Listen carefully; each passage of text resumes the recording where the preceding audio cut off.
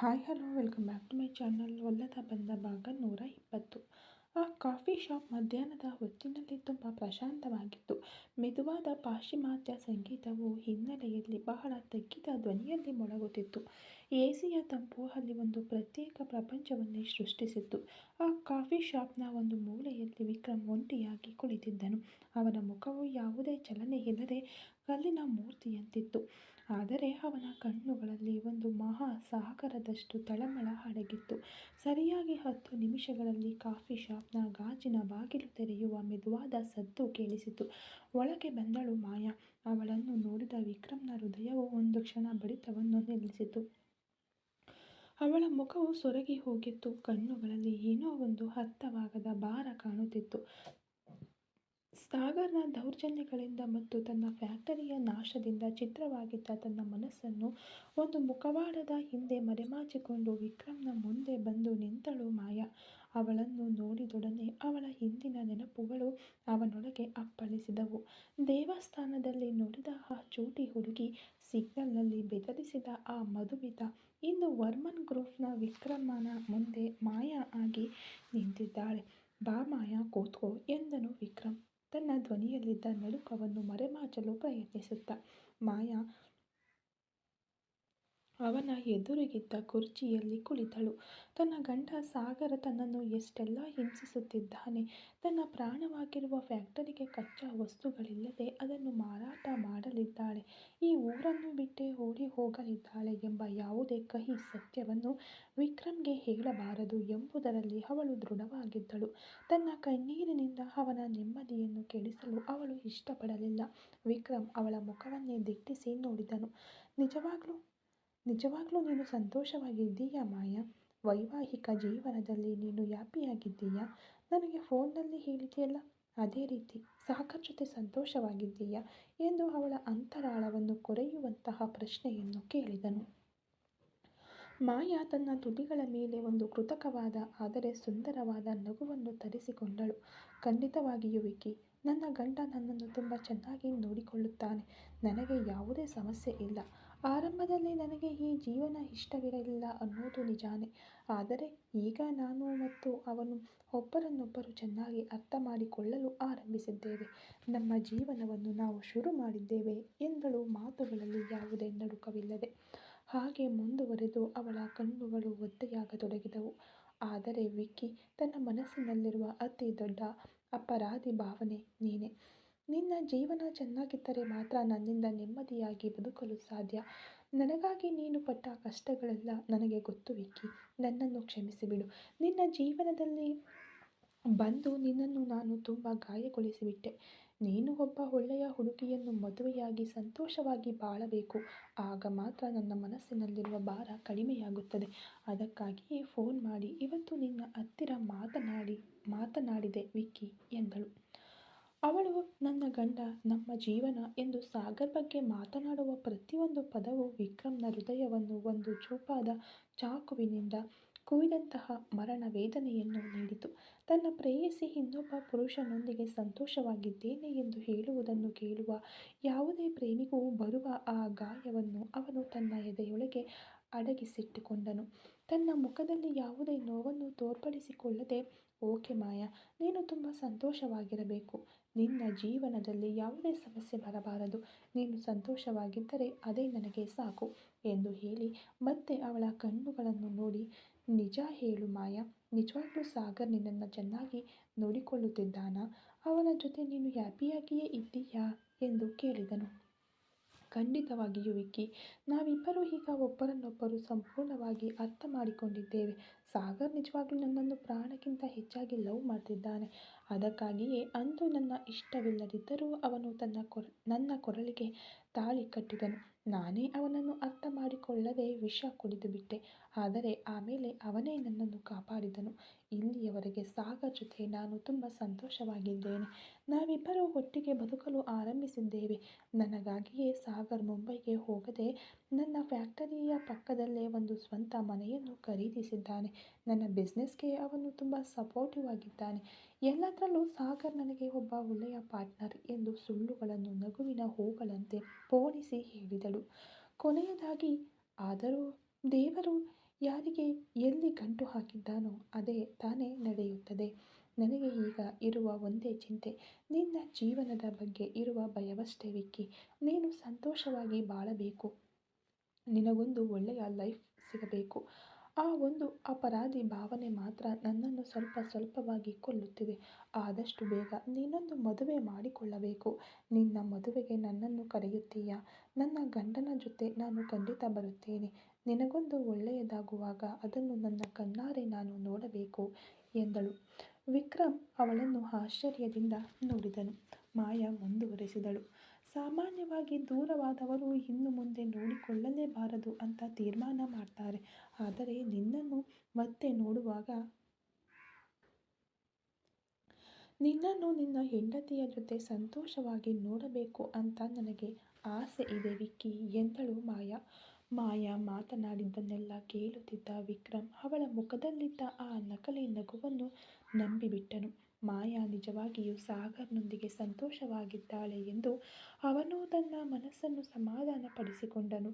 ಅವಳ ಅಪರಾಧಿ ಭಾವನೆಯನ್ನು ಹೋಗಲಾಡಿಸುವುದು ತನ್ನ ಕರ್ತವ್ಯ ಎಂದುಕೊಂಡನು. ಇಬ್ಬರಿಗೂ ಕಾಫಿ ಬಂತು. ಇಬ್ಬರೂ ಕುಡಿದರು. ನಂತರ ಮಾಯಾ ಬಳಿ, ನಿನಗೆ ಯಾವುದೇ ಅಪರಾಧಿ ಭಾವನೆಯ ಅಗತ್ಯವಿಲ್ಲ ಮಾಯಾ, ನನಗೂ ಮದುವೆಯಾಗಿದೆ ಎಂದನು ವಿಕ್ರಮ್ ನಿಧಾನವಾಗಿ. ಏನು ಹೇಳ್ತಾ ಇದೀಯ ವಿಕ್ಕಿ? ನನಗಾಗಿ ಸುಳ್ಳು ಹೇಳಬೇಡ ಎಂದು ಮಾಯಾ ಆಘಾತದಿಂದ ಕೇಳಿದಳು. ವಿಕ್ರಮ್ ಲಘುವಾಗಿ ನಕ್ಕು, ನಾನು ಸುಳ್ಳು ಹೇಳ್ತಿಲ್ಲ ಮಾಯಾ, ನಿಜವಾಗ್ಲೂ ನನಗೆ ಮದುವೆಯಾಗಿದೆ. ಅವಳ ಹೆಸರು ಕಾವ್ಯ ಎಂದು ಆರಂಭಿಸಿ ಕಾವ್ಯಳನ್ನು ತಾನು ಭೇಟಿಯಾದ ಆ ಸಂದರ್ಭವನ್ನು ಹೇಳಲು ಶುರು ಮಾಡಿದನು. ಅಂದು ನಿನ್ನನ್ನು ಹುಡುಕಿಕೊಂಡು ಮುಂಬೈಗೆ ಬಂದಾಗ ರೆಡ್ ಲೈಟ್ ಏರಿಯಾಗೆ ನಾನು ಹೋಗಬೇಕಾದ ಪರಿಸ್ಥಿತಿ ಎದುರಾಯಿತು ಎಂದು ವಿಕ್ರಮ್ ಹೇಳಲು ಆರಂಭಿಸಿದಾಗ ಅವನ ಧ್ವನಿ ಸ್ವಲ್ಪ ಗದ್ಗದಿತವಾಯಿತು. ಅಲ್ಲಿ ಒಬ್ಬರ ಮೂಲಕ ನನಗೆ ಒಂದು ತಪ್ಪು ಮಾಹಿತಿ ಸಿಕ್ಕಿತು. ಅದಕ್ಕಾಗಿಯೇ ನಾನು ಆ ಜಾಗಕ್ಕೆ ಹೋಗಬೇಕಾಯಿತು. ಆದರೆ ವಿಕ್ರಮ್, ಸಾಗರ್ ತಾನೇ ತನ್ನನ್ನು ಅಲ್ಲಿಗೆ ಬರುವಂತೆ ಮಾಡಿದನು ಎಂಬ ಸತ್ಯವನ್ನು ಮಾಯಾಯಿಂದ ಮುಚ್ಚಿಟ್ಟಿದ್ದನು. ಸಾಗರ್ ಬಗ್ಗೆ ತಪ್ಪಾಗಿ ಹೇಳಿದರೆ ಮಾಯಾಳ ಕೌಟುಂಬಿಕ ಜೀವನದಲ್ಲಿ ಬಿರುಕು ಮೂಡುತ್ತದೆ ಎಂಬ ಅವನ ಉದಾತ್ತವಾದ ಕಾಳಜಿ ಅಲ್ಲಿ ಕಂಡುಬಂತು. ಅಲ್ಲಿ ಆ ಚಿಕ್ಕ ಹುಡುಗಿ ಕಾವ್ಯ ಕೆಲವು ರೌಡಿಗಳ ಕೈಗೆ ಸಿಕ್ಕಿಬಿದ್ದು ಒದ್ದಾಡುತ್ತಿದ್ದಳು. ಅವಳನ್ನು ಆ ಪಾಪಿಗಳಿಂದ ಕಾಪಾಡಿದೆ. ಅವಳ ಪರಿಸ್ಥಿತಿ ತುರ್ತಾಗಿ ಅವಳಿಗೆ ಒಂದು ಭದ್ರತೆ ಬೇಕಾಗಿತ್ತು. ಹಾಗಾಗಿ ನಾನು ಅವಳನ್ನು ಮದುವೆಯಾಗಿ ನನ್ನ ಮನೆಗೆ ಕರೆದುಕೊಂಡು ಬಂದೆ. ಈಗ ಅವಳೇ ನನ್ನ ವೈಫ್. ಅವಳೊಬ್ಬಳು ಒಳ್ಳೆಯ ಹುಡುಗಿ ಎಂದು ಕಾವ್ಯಾಳ ಬಗ್ಗೆ ಎಲ್ಲ ವಿವರಗಳನ್ನು ವಿಕ್ರಮ್ ಸ್ಪಷ್ಟವಾಗಿ ಹೇಳಿ ಮುಗಿಸಿದನು. ಮಾಯಾ ಮುಖದಲ್ಲಿ ಈಗ ಒಂದು ನೈಜವಾದ ಸಂತೋಷ ಅರಳಿತು. ವಿಕ್ಕಿ, ಇದನ್ನು ಕೇಳೋಕೆ ನನಗೆ ಎಷ್ಟು ಸಂತೋಷವಾಗ್ತಿದೆ ಗೊತ್ತಾ? ನಿನಗೊಂದು ಒಳ್ಳೆಯ ಲೈಫ್ ಸಿಕ್ಕಿದೆ ವಿಕ್ಕಿ. ಕಾವ್ಯ ಒಳ್ಳೆಯ ಹುಡುಗಿ ಅಂತ ಹೇಳಿದೆಯಲ್ಲ, ಅವಳನ್ನು ನೀನು ತುಂಬ ಚೆನ್ನಾಗಿ ನೋಡಿಕೊಳ್ಳಬೇಕು. ನಿನ್ನ ಈ ಒಳ್ಳೆಯ ಮನಸ್ಸೇ ವಿಕ್ಕಿ ನಿನ್ನನ್ನು ಯಾವಾಗಲೂ ಉನ್ನತವಾಗಿ ಕಾಣುವಂತೆ ಮಾಡುವುದು. ನೀನೊಂದು ಕೆಲಸ ಮಾಡು. ಈಗಲೇ ನಿಮ್ಮ ಅಣ್ಣನ ಹತ್ತಿರ ಎಲ್ಲವನ್ನು ಸ್ಪಷ್ಟವಾಗಿ ಹೇಳಿ ಅವರ ಸಹಾಯದಿಂದ ಕಾವ್ಯಾಳ ಮನೆಗೆ ಹೋಗಿ ಅವಳ ಪೋಷಕರ ಬಳಿ ಮಾತನಾಡಿ ಸಂಪ್ರದಾಯಬದ್ಧವಾಗಿ ಅವಳನ್ನು ನಿನ್ನ ಮನೆಗೆ ಕರೆದುಕೊಂಡು ಬಾ. ಅವಳನ್ನು ನೀನು ಯಾವಾಗಲೂ ಸಂತೋಷವಾಗಿರುವಂತೆ ನೋಡಿಕೊಳ್ಳಬೇಕು ವಿಕ್ಕಿ ಎಂದು ತನ್ನ ಕಣ್ಣೀರನ್ನು ಒರೆಸಿಕೊಳ್ಳುತ್ತಲೇ ಹೇಳಿದಳು ಮಾಯಾ. ಇಬ್ಬರೂ ಒಬ್ಬರ ಶ್ರೇಯಸ್ಸಿನಲ್ಲಿ ಮತ್ತೊಬ್ಬರು ತೋರಿಸಿದ ಆ ಉದಾತ್ತವಾದ ಕಾಳಜಿ ಆ ಕಾಫಿ ಶಾಪ್ನ ಗಾಳಿಯಲ್ಲಿ ಒಂದು ಪವಿತ್ರವಾದ ಪ್ರೀತಿಯನ್ನು ಪಸರಿಸಿತು. ಮಾಯಾ ತನ್ನ ಬ್ಯಾಗ್ನಲ್ಲಿದ್ದ ವಿಕ್ರಮ್ನ ಮೊಬೈಲ್ ಫೋನ್ ಮತ್ತು ಅವಳ ಆ ಉಂಗುರ ಎರಡನ್ನೂ ಮೇಜಿನ ಮೇಲೆ ಇಟ್ಟಳು. ನಿನ್ನ ಪ್ರಾಬ್ಲಮ್ಸ್ ಎಲ್ಲ ಬೇಗ ಸಾಲ್ವ್ ಆಗಬೇಕು ವಿಕ್ಕಿ. ನಿಮ್ಮ ಅಣ್ಣನ ಹತ್ತಿರ ಮಾತನಾಡಿ ಕಾವ್ಯಾಳನ್ನು ಸಂಪ್ರದಾಯಬದ್ಧವಾಗಿ ಕರೆತಂದ ಮೇಲೆ ನಿನ್ನ ರಿಸೆಪ್ಷನ್ಗೆ ನನಗೆ ಹೇಳು. ನಾನು ನನ್ನ ಹಸ್ಬೆಂಡ್ ಸಾಗರ್ ಜೊತೆ ಖಂಡಿತ ನಿಮ್ಮ ವಿಶೇಷ ಕಾರ್ಯಕ್ರಮಕ್ಕೆ ಬರುತ್ತೇನೆ. ನೀನು ಸಂತೋಷವಾಗಿರುವುದನ್ನೇ ನಾನು ನೋಡಬೇಕು ವಿಕ್ಕಿ. ನಾವು ಪ್ರೀತಿಸುವವರು ನಮ್ಮನ್ನೇ ಮದುವೆಯಾದರೆ ಮಾತ್ರ ಸಂತೋಷವಾಗಿರಬೇಕು, ಇಲ್ಲದಿದ್ದರೆ ಕಷ್ಟಪಡಬೇಕು ಎಂದು ಅಂದುಕೊಳ್ಳುವುದಕ್ಕೆ ಪ್ರೀತಿ ಅನ್ನಲ್ಲ. ಅವರು ಯಾವ ಪರಿಸ್ಥಿತಿಯಲ್ಲಿ ಯಾರೊಂದಿಗಿದ್ದರೂ ಸಂತೋಷವಾಗಿರಬೇಕು ಎಂದು ಬಯಸುವುದೇ ನಿಜವಾದ ಪ್ರೀತಿ. ಈಗ ನನ್ನ ಮನಸ್ಸಿನ ತುಂಬ ಒಂದೇ ನೆಮ್ಮದಿ. ನೀನು ಚೆನ್ನಾಗಿರ್ತೀಯ ಅನ್ನೋ ನಂಬಿಕೆ ನನಗೆ ಬಂದ್ಬಿಡ್ತು. ನಾನು ಹೊರಡುತ್ತೇನೆ ವಿಕ್ಕಿ ಎಂದು ಹೇಳಲು ಹೋದಳು. ಓಕೆ ವಿಕ್ರಮ್, ನಾನು ಹೊರಡುತ್ತೇನೆ. ಹ್ಯಾಪಿ ಮ್ಯಾರೇಜ್ ಲೈಫ್ ಎಂದು ಹೇಳಿ ಗಾಂಭೀರ್ಯದಿಂದ ತನ್ನ ಬ್ಯಾಗ್ ತೆಗೆದುಕೊಂಡು ಆ ಜಾಗದಿಂದ ಹೊರಟಳು ಮಾಯಾ. ಅವಳ ಬೆನ್ನ ಹಿಂದಿದ್ದ ಆ ದೊಡ್ಡ ಶೋಕದ ಹೊರೆ ವಿಕ್ರಮ್ಗೆ ಕಾಣಿಸಲೇ ಇಲ್ಲ. ಮಾಯಾ ಹೋದ ದಿಕ್ಕನ್ನೇ ವಿಕ್ರಮ್ ಕೆಲವು ಸೆಕೆಂಡುಗಳ ಕಾಲ ದಿಟ್ಟಿಸಿ ನೋಡುತ್ತಿದ್ದನು. ತನ್ನ ಪ್ರೀತಿಯ ಅಧ್ಯಾಯ ಇಂದು ಒಂದು ಗೌರವಾನ್ವಿತ ಅಂತ್ಯವನ್ನು ಕಂಡಿದೆ ಎಂದು ಅವನು ಅರಿತುಕೊಂಡನು. ಮೆಲ್ಲನೆ ಎದ್ದ ಅವನು ತನ್ನ ಹಿಂದಿನ ಸೀಟಿನಲ್ಲಿ ಮೂರನೇ ವ್ಯಕ್ತಿಯಂತೆ ಮೌನವಾಗಿ ಕುಳಿತಿದ್ದ ಒಬ್ಬ ಹುಡುಗಿಯ ಬಳಿ ಹೋದನು. ಅವಳೇ ಕಾವ್ಯ. ವಿಕ್ರಮ್ ಕಾಲೇಜಿನಿಂದ ಹೊರಬಂದಾಗ ಅವಳನ್ನು ತಡೆದು ನಿಲ್ಲಿಸಿ, ಮಾಯಾನನ್ನು ನಾನು ಭೇಟಿಯಾಗಲು ಹೋಗುತ್ತಿದ್ದೇನೆ. ನಮ್ಮಿಬ್ಬರ ಮಧ್ಯೆ ಯಾವುದೇ ಮುಚ್ಚು ಮರೆಯೂ ಇರಬಾರದು. ನೀನು ನೇರವಾಗಿ ಬಂದು ನಾವು ಮಾತನಾಡಿಕೊಳ್ಳುವುದನ್ನು ಕೇಳಿಸಿಕೊ. ಆಮೇಲೆ ನಿನ್ನ ನಿರ್ಧಾರವನ್ನು ಹೇಳು ಎಂದು ಒತ್ತಾಯಿಸಿ ಅವಳನ್ನು ಕರೆತಂದಿದ್ದನು. ತನ್ನ ಹಿಂದೆ ಕುಳ್ಳಿರಿಸಿದ್ದನು. ವಿಕ್ರಮ್ ಅವಳ ಪಕ್ಕದಲ್ಲಿ ಕುಳಿತು ಅವಳ ಮುಖವನ್ನು ನೋಡಿದನು. ಅವನ ಕಣ್ಣುಗಳು ಇನ್ನೂ ಕೆಂಪಾಗಿದ್ದವು. ಈಗ ಅರ್ಥವಾಯಿತಾ ಕಾವ್ಯ ಎಂದನು ವಿಕ್ರಮ್ ತುಂಬ ತಗ್ಗಿದ ಧ್ವನಿಯಲ್ಲಿ. ಕಾವ್ಯ ತನ್ನ ಕಣ್ಣುಗಳಲ್ಲಿದ್ದ ಕಣ್ಣೀರನ್ನು ಒರೆಸಿಕೊಂಡು ವಿಕ್ರಮ್ನನ್ನು ನೋಡಿದಳು. ಅವಳ ದೃಷ್ಟಿಯಲ್ಲಿ ಇದುವರೆಗೆ ಇದ್ದ ಆ ಹಿಂಜರಿಕೆ ಮತ್ತು ಭಯ ಮರೆಯಾಗಿ ಒಂದು ದೊಡ್ಡ ಗೌರವ ಮತ್ತು ಪ್ರೀತಿ ನೆಲೆಸಿತ್ತು. ಅವಳ ಮನಸ್ಸಿನಲ್ಲಿ ಮಾಯಾ ಮೇಲೂ ತನ್ನ ಗಂಡ ವಿಕ್ರಮ್ನ ಮೇಲೂ ಒಂದು ಹಿಮಾಲಯದಷ್ಟು ಗೌರವ ಮೂಡಿತ್ತು. ನಿಮ್ಮ ಪ್ರೀತಿ ನಿಜವಾಗ್ಲೂ ತುಂಬ ಉನ್ನತವಾದದ್ದು ಸರ್. ಇಬ್ಬರೂ ಒಬ್ಬರಿಗೊಬ್ಬರು ಎಷ್ಟು ಗೌರವದಿಂದ ಮಾತನಾಡಿಕೊಂಡಿದ್ದೀರಿ. ನಿಮ್ಮ ಮನಸ್ಸಿನಲ್ಲಿ ಮಧುಮಿತಾಗೆ ಇದ್ದ ಸ್ಥಾನ ಎಷ್ಟು ಪವಿತ್ರವಾದದ್ದು ಅಂತ ನಾನು ಇವತ್ತು ನೇರವಾಗಿ ನೋಡಿ ತಿಳಿದುಕೊಂಡೆ. ಅದೇ ರೀತಿ ಅವರ ಬಳಿ ನನ್ನ ಬಗ್ಗೆ ನೀವು ಮಾತನಾಡಿದ ರೀತಿ ನನಗೆ ನಿಮ್ಮ ಮೇಲೆ ಒಂದು ದೊಡ್ಡ ಗೌರವವನ್ನು ಹುಟ್ಟಿಸಿದೆ ಸರ್ ಎಂದಳು ಕಾವ್ಯ. ಅವಳ ಧ್ವನಿಯಲ್ಲಿ ಒಂದು ಮೃದುತ್ವ ಬೆರೆತಿತ್ತು. ವಿಕ್ರಮ್ ಅವಳನ್ನು ಆಶ್ಚರ್ಯದಿಂದ ನೋಡಲು ಕಾವ್ಯ ಮುಂದುವರಿಸಿದಳು. ನೀವು ಹೇಳಿದ ಹಾಗೆ ನಾವು ಸ್ವಲ್ಪ ಸ್ವಲ್ಪವಾಗಿ ಒಬ್ಬರನ್ನೊಬ್ಬರು ಅರ್ಥ ಮಾಡಿಕೊಳ್ಳೋಣ ಸರ್. ಆಮೇಲೆ ನೀವು ಮನೆಯಲ್ಲಿ ಬಂದು ಮಾತನಾಡಿ. ಆದರೆ ಖಂಡಿತ ನಾನು ನಿಮ್ಮನ್ನು ಬಿಟ್ಟು ದೂರ ಹೋಗುವುದಿಲ್ಲ ಎಂದಳು ದೃಢವಾಗಿ.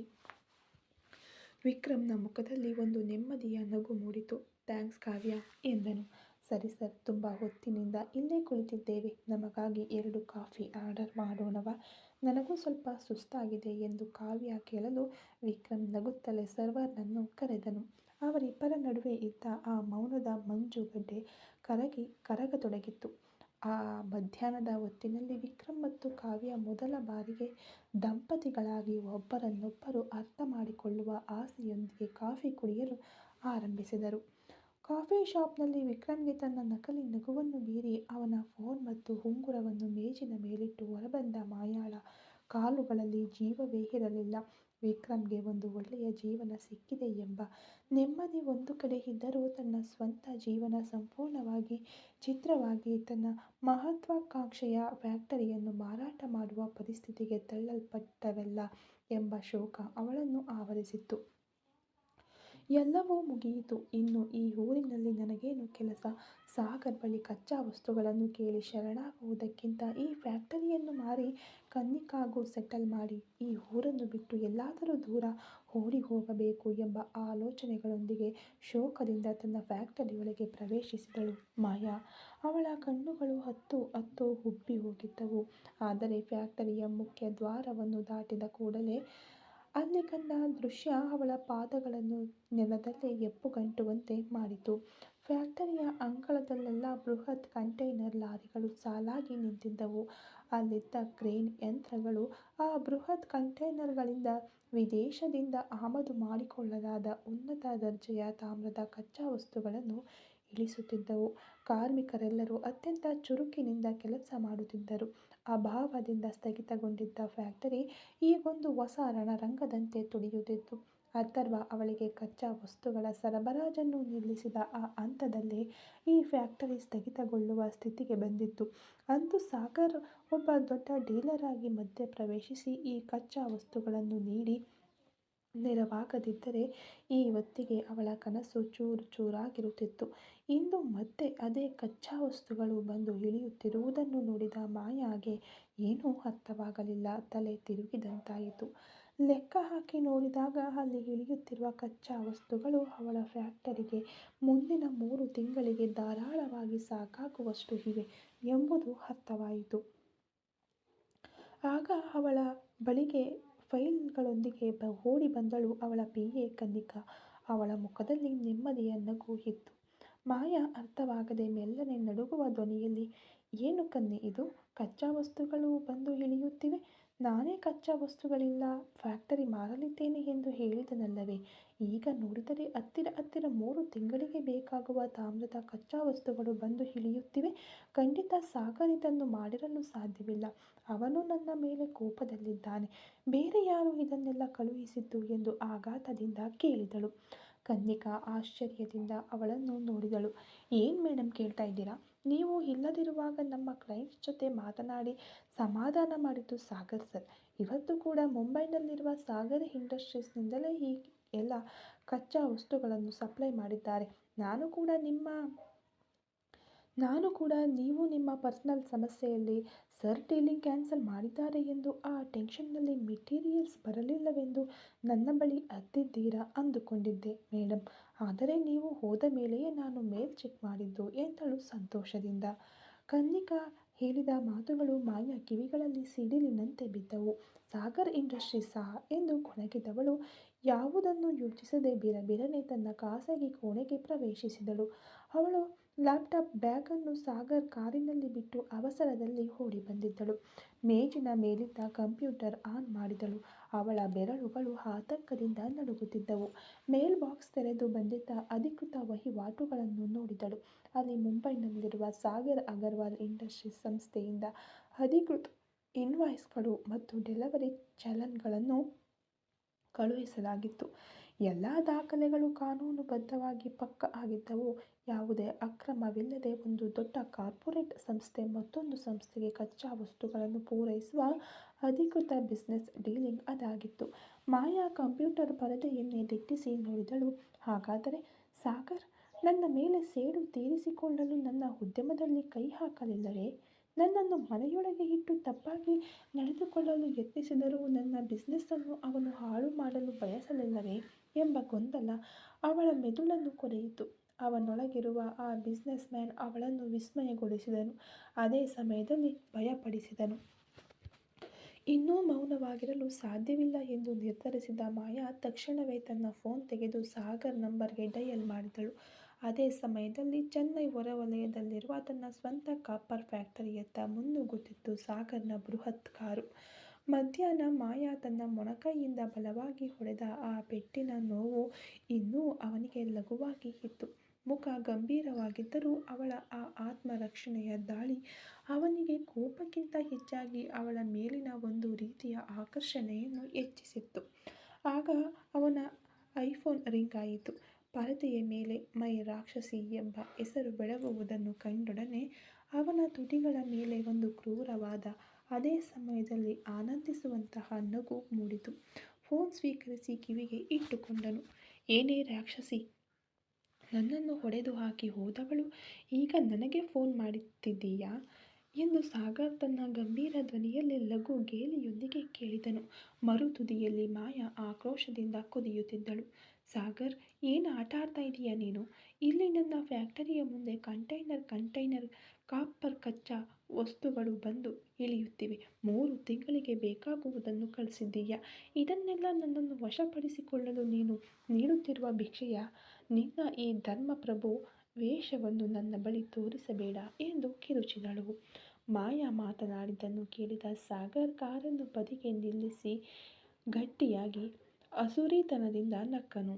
ಅವನ ನಗು ಕಾರಿನೊಳಗೆ ಪ್ರತಿಧ್ವನಿಸಿತ್ತು. ಅವಳಿಗೆ ಕಿರಿಕಿರಿ ಉಂಟಾಯಿತು. ಇಲ್ನೋಡು ಮಾಯಾ ಎಂದು ತನ್ನ ನಗುವನ್ನು ನಿಯಂತ್ರಿಸಿಕೊಂಡು ಮಾತನಾಡಿದನು ಸಾಗರ್. ಅವನ ಧ್ವನಿ ಹೀಗೊಬ್ಬ ಅನುಭವಿ ಬಿಸಿನೆಸ್ ಟೈಕೂನ್ನ ಅಧಿಕಾರದಿಂದ ಬೆಳಗಿತು. ಯಾವಾಗಲೂ ಪರ್ಸನಲ್ ಬೇರೆ, ಬಿಸಿನೆಸ್ ಬೇರೆ. ನಾನು ಆಲ್ರೆಡಿ 5 ವರ್ಷಕ್ಕೆ ನಿನ್ನ ಜೊತೆ ಅಗ್ರಿಮೆಂಟ್ ಸೈನ್ ಮಾಡಿದ್ದೇನೆ. ಅಂದು ಅಥರ್ವ ಸಪ್ಲೈ ನಿಲ್ಲಿಸಿ ನಿನ್ನ ಫ್ಯಾಕ್ಟರಿ ಮುಚ್ಚುವ ಹಂತದಲ್ಲಿದ್ದಾಗ ಈ ಸಾಗರ್ ತಾನೇ ನಿನಗೆ ಕಚ್ಚಾ ವಸ್ತುಗಳನ್ನು ನೀಡಿ ನಿನ್ನ ಕಾಪರ್ ಫ್ಯಾಕ್ಟರಿ ನಡೆಯಲು ಬೆಂಬಲವಾಗಿದ್ದು.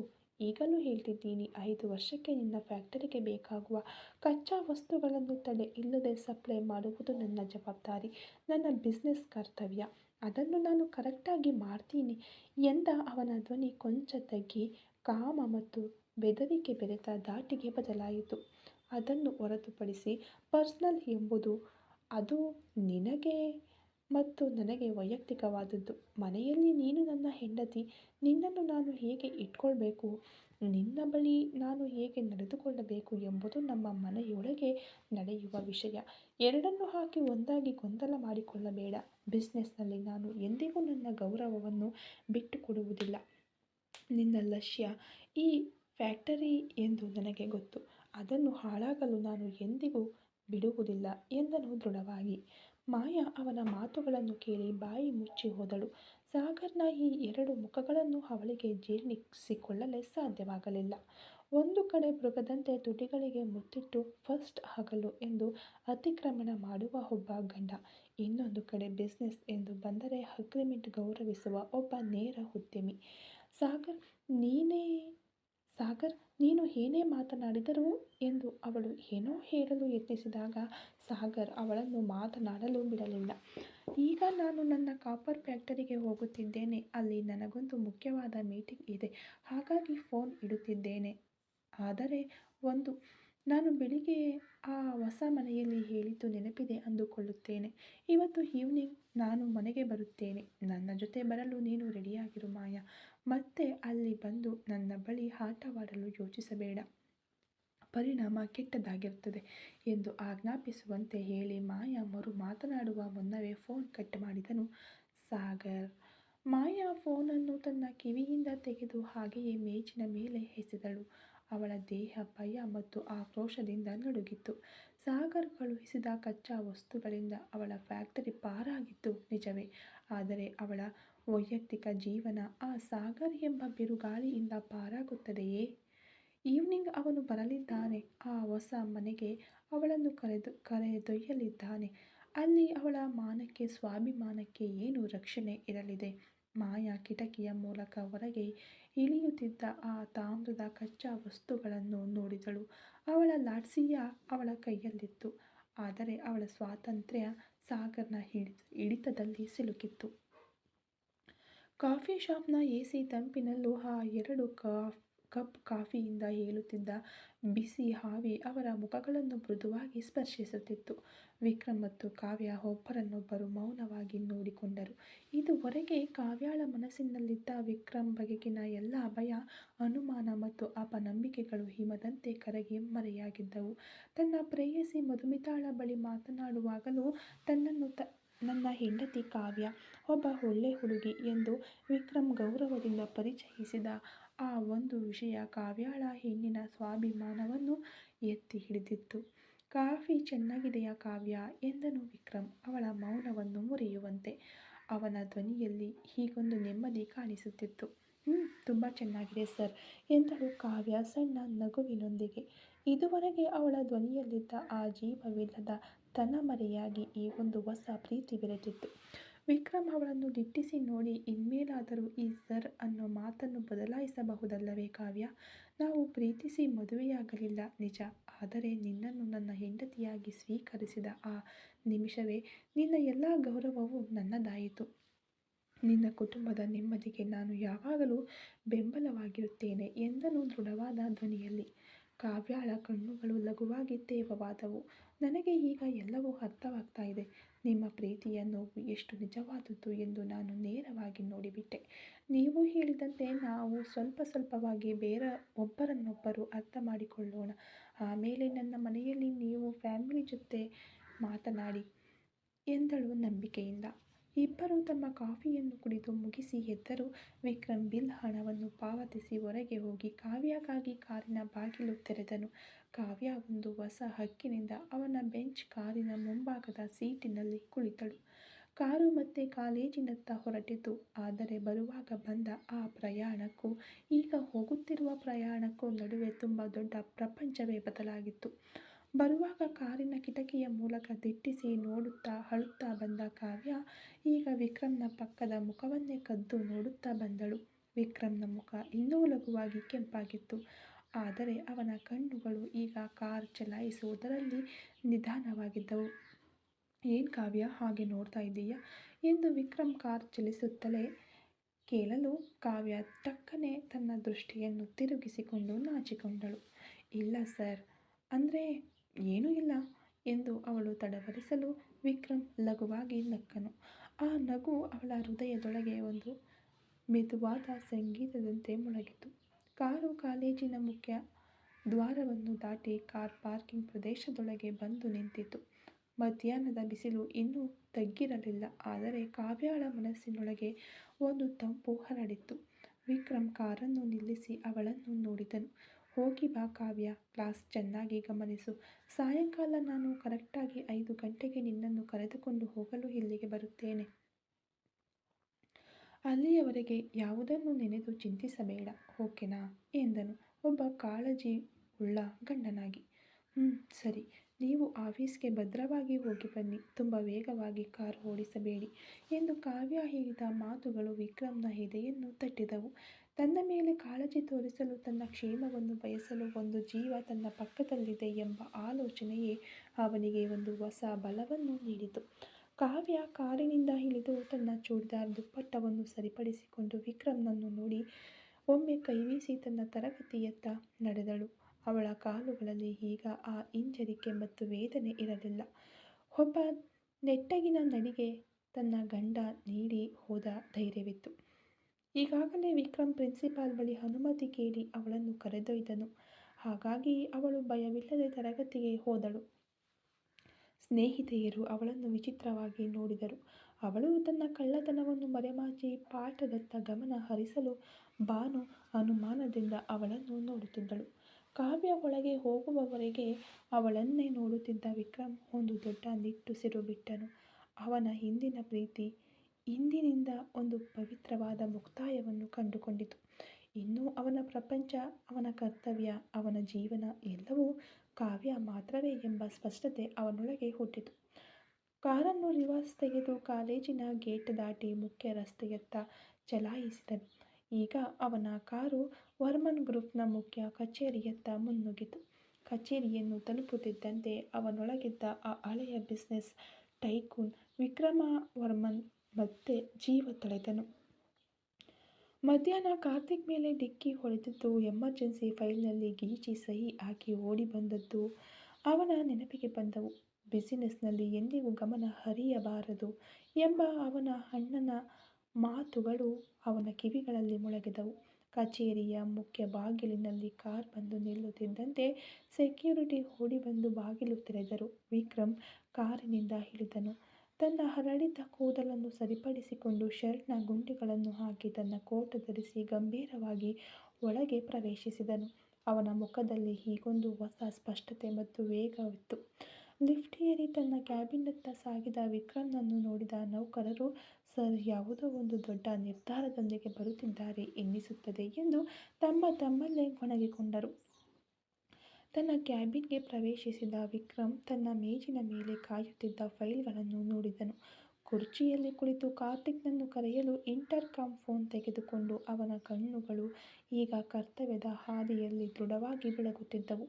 ಆಗ ಸರಿಯಾಗಿ ಒಂದು ಪ್ರಾಜೆಕ್ಟ್ ಬಗ್ಗೆ ಮಾತನಾಡಲು ಫೈಲ್ಗಳೊಂದಿಗೆ ಒಳಗೆ ಬಂದನು ಯುವರಾಜ್. ಈ ಕತೆ ಇನ್ನು ಮುಂದುವರೆಯುವುದು. Thank you so much.